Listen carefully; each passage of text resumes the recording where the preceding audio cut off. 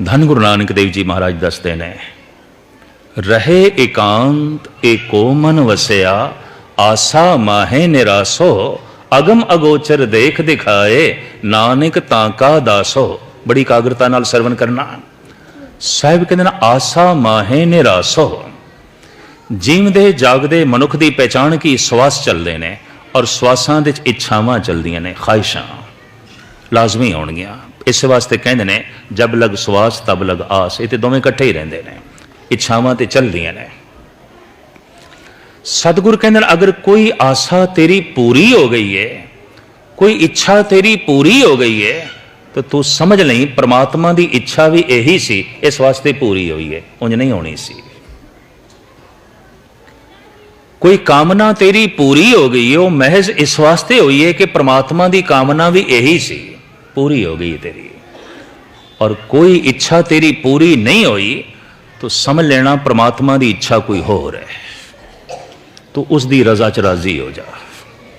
इसनों कहते ने आसा माहे निराश वलाए, नेचो नानक करते पाए।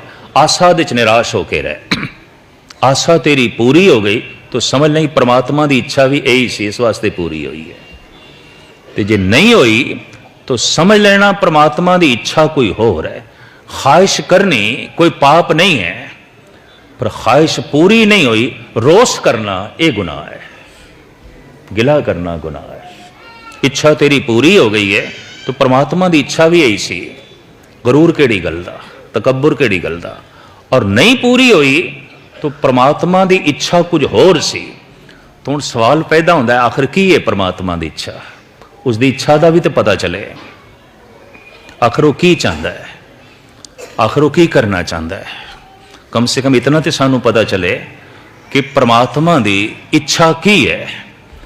धन गुरु अर्जन देव जी महाराज दसते हैं परमात्मा की इच्छा की है, जगत बारे, संसार बारे, तेरे बारे।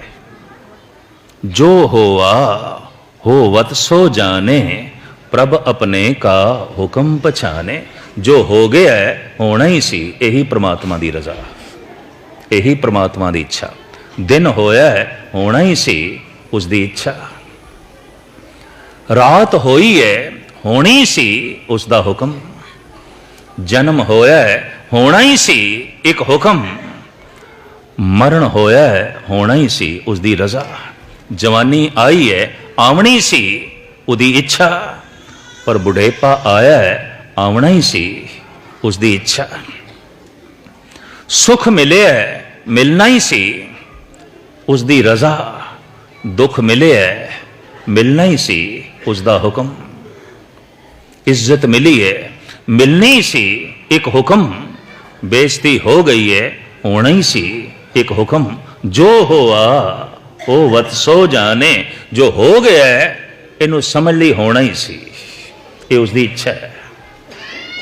ते हुण तू आख जो हो गया है ये क्यों होया है, ये नहीं होना चाहिए सी। ये ते परमात्मा की इच्छा नाल टकराना है। ते पुरखा टकरा ले कितना, इच्छा तो उसे दी पूरी होएगी, तेरी नहीं होनी। और जितना तू टकराएगा उतना ही दुखी होवेगा, उतना ही कलेश नाल बनेगा, उतना ही दूर चला जाएगा। और जितना तू रजा दे च राजी रहेगा उतना ही नेड़े आ जाएगा, उतना ही तेनू परमात्मा ने निहल कर देना है।